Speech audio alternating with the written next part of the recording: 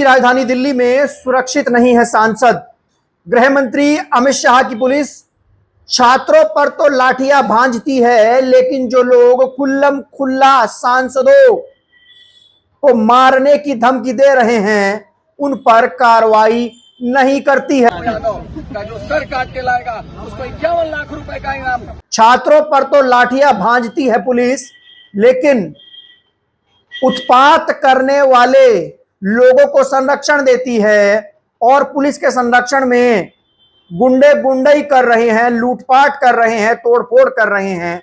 Police सिर्फ खड़ी देख रही है और यह सिर्फ हो रहा है भाजपा की वजह से, क्योंकि भाजपा इन गुंडों को पाल रही है अपने वोट बैंक के लिए और पुलिस के हाथों में बेड़ियां डाल दी गई है। नमस्कार, मेरा नाम है गौरव पाल, आप देख रहे हैं गौरव का चश्मा। देश की राजधानी दिल्ली में और दिल्ली का सबसे सुरक्षित जोन लुटियन जोन, जहां पर परिंदा भी पर नहीं मार सकता। दोस्तों, उस लुटियन जोन में देश के एक सांसद पर हमला होता है। जी हां, छुरे से हमला होता है और अमित शाह की पुलिस सोती रह जाती है। और यह हमला ऐसे नहीं होता दोस्तों, यह हमला एक पूरी क्रोनोलॉजी के तहत होता है और इसकी तैयारी कई दिन से की जा रही थी, लेकिन पुलिस को सब पता होने के बाद भी पुलिस कुछ नहीं कर पाती है। वो सिर्फ छात्रों पर लाठियां भांजती है, सिर्फ छात्रों पर। आपको बता दें कि पूर्णिया के सांसद पप्पू यादव, जो कि कई बार के सांसद हैं, एक सीनियर सांसद हैं, उनके ऊपर उनके आवास में प्रेस कॉन्फ्रेंस के दौरान हमला हुआ और हमलावरों ने पप्पू यादव पर छुरे से हमला करने की कोशिश की है। दोस्तों, ये कहना पप्पू यादव का है कि उनके ऊपर छुरे से हमला हुआ है। पप्पू यादव ने इन हमलावरों की गर्दन दबोच ली और उसके बाद इनकी जो कुटाई हुई है, इनकी जो धुनाई हुई है, वो सब ने देखी है। दोस्तों, आपको बता दें, पप्पू यादव पर हमला करने वाले लोग कौन थे आप जानते हैं? कहां से आए थे? पप्पू यादव पर हमला करने वाले लोग एक चुने हुए सांसद को मारने की साजिश करने वाले लोग बीजेपी के दफ्तर से आए थे। जी हां, ये बीजेपी के लोग थे। आपको बता दें, ये ट्वीट आप देख सकते हैं स्क्रीन पर, जिसमें रणविजय सिंह लिख रहे हैं, सांसद पप्पू यादव पर हमला करने वाला बीजेपी का नेता हैप्पी शर्मा है। हैप्पी शर्मा की कुछ तस्वीरें देखिए और हैप्पी शर्मा जो पप्पू यादव पर हमला कर रहा है वो बुलंदशहर का नगर मंत्री है, मंडल महामंत्री है, और उसके साथ जो सुमित शर्मा है वो नगर मंत्री है। और हैप्पी शर्मा के सीधे संबंध योगी आदित्यनाथ से हैं। उत्तर प्रदेश के मुख्यमंत्री योगी आदित्यनाथ और उप मुख्यमंत्री से हैं। आप ब्रज श्याम मौर्य का ट्वीट पढ़िए कि क्रोनोलॉजी समझिए। कई दिन से पप्पू यादव के घर के बाहर अघोषित भाजपाई बजरंग दल के लोग बैठकर धरना दे रहे थे। पप्पू यादव का सर कलम करने पर इनाम घोषित कर रहे थे। फिर पप्पू यादव के घर को घेरा जा रहा था और फिर पप्पू यादव ने प्रेस कॉन्फ्रेंस की तो उनके ऊपर हमला हो गया और हमला करने वाले निकले भाजपाई, भाजपा के लोग। क्या पुलिस को पता नहीं लगा कि लुटियन जोन में किस तरीके की साजिश एक सांसद के खिलाफ हो रही है? दिल्ली पुलिस, जो कि सारी साजिशों का भांडाफोड़ कर देती है, जो जंतर मंतर प्रोटेस्ट में बता देती है कि कितने अपराधी शामिल हुए, कहां से फंडिंग हुई, क्या हुआ क्या नहीं हुआ, वो एक सांसद के ऊपर होने वाले हमले को नहीं रोक पाई। और वो भी जब पप्पू यादव के घर के बाहर इतने लोग इकट्ठा थे।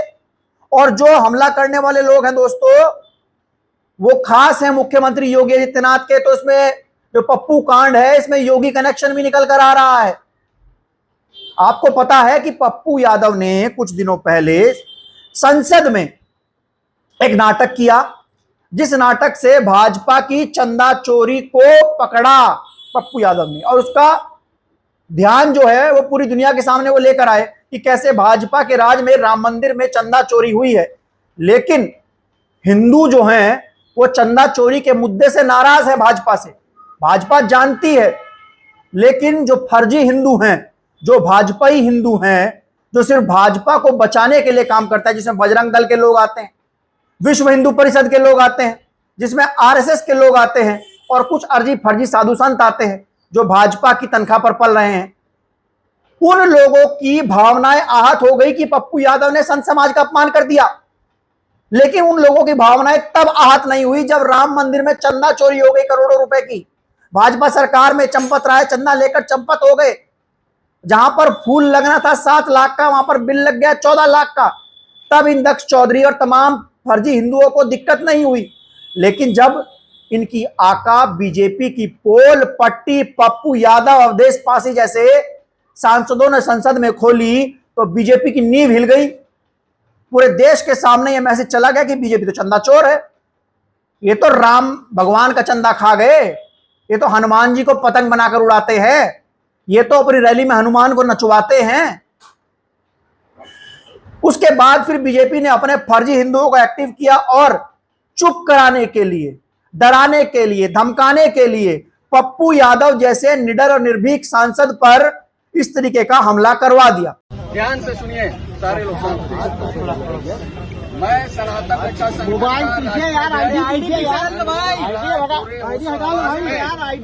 घोषणा कर रहा हूँ कि भारत के सबसे दुर्दांत अपराधी, सनातन द्रोही, राम द्रोही, महानालायक पप्पू यादव का जो सर काट के लाएगा उसको 51 लाख रुपए का इनाम पुरस्कार सनातन रक्षा संगठन देगा। जय श्री राम, जय गौ माता की। मैं आज भाई पप्पू यादव के घर पर आया हूँ। वही पप्पू यादव जिसने सनातन को हिंदुत्व को बदनाम करने का काम किया। अगर तुझे सच में सनातन का, सच में तुझे महाराज बनना था तो तू अपने लिंग को कटवा ले, नागा साधु बन जा जैसा सभी साधु संत होते हैं। और अगर तुझे बीजेपी का करना था तो बीजेपी का करना, व्हाइट कपड़े पहन, बीजेपी का पट्टा लगा। पर अगर तू भगवा का, अगर तू हिंदू का, अगर तू सनातन धर्म का अगर अपमान करेगा तो सहा नहीं जाएगा। 32-33 मुकदमे है मेरे ऊपर, एक मुकदमा तेरे नाम का लूंगा पर तेरा इलाज आज करूंगा। आप क्रोनोलॉजी समझिए।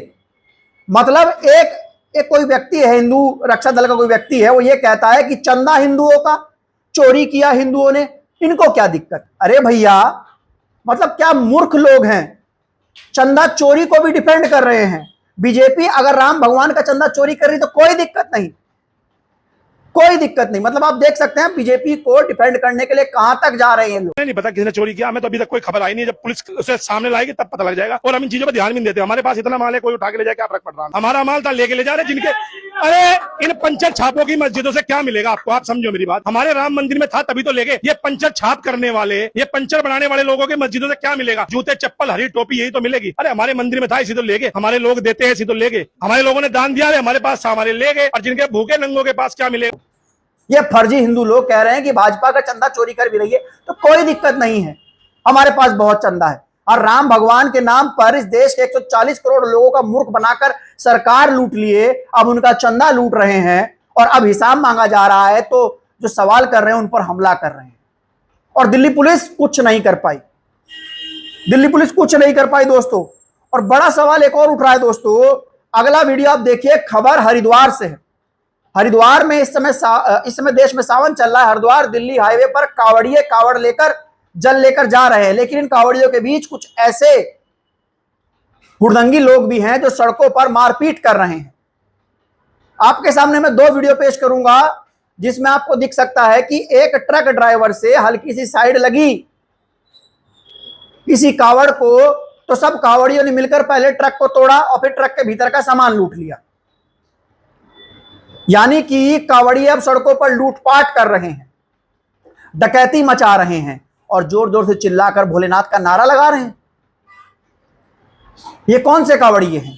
ये कावड़ियों के भेष में वो गुंडे हैं जो बीजेपी ने पाले हुए हैं और पुलिस इनके ऊपर कोई कार्रवाई नहीं कर रही है क्योंकि ये बीजेपी का वोट बैंक है। बीजेपी अपने वोट बैंक के लिए इस कावड़ यात्रा को गुंडों और अराजकता का अड्डा बना रही है।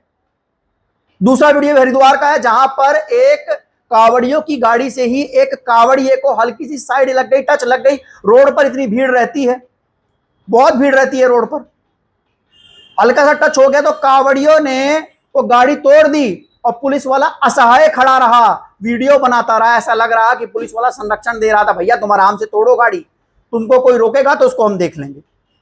बाद में कावड़ी जो ड्राइवर था गाड़ी का, उसको एक पुलिस वाला जान बचा कर ले जाने लगा, उसको भी कावड़ियों ने कूद कूद कर मारा।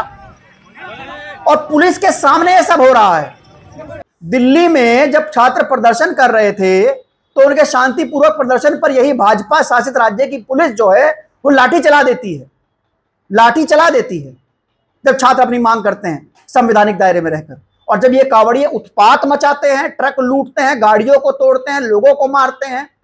हालांकि उत्तराखंड पुलिस ने एक गाड़ी तोड़ने वाले के खिलाफ कार्रवाई की है, तो इनके ऊपर मेरठ के डीजीपी साहब खड़े होकर फूल बरसाते हैं। और कौन बरसवा रहा है? बीजेपी। अगर बीजेपी साफ तौर पर पुलिस को आदेश दे दे कि भैया ये कावड़ यात्रा जो है ये हिंदुओं की पवित्र यात्रा है, इसमें अगर कोई भी हुड़दंगी करेगा तो उसको छोड़ा नहीं जाएगा, ये बदनाम हिंदुओं को कर रहे हैं, ये शिव भक्तों को बदनाम कर रहे हैं, इनके खिलाफ कार्रवाई हो, तो कैसे कोई हुड़दंगी कर दे। लेकिन बीजेपी को पता है कि वो हिंदू हितैषी, कावड़ हितैषी दिखने में, कावड़िया हितैषी दिखने में कुछ भी करने की छूट दे रही है। और कावड़ियों के भेष में जो गुंडे पहुंचे हुए हैं वो अपनी मनमानी कर रहे हैं, लूटपाट कर रहे हैं, और पुलिस कुछ नहीं कर पा रही।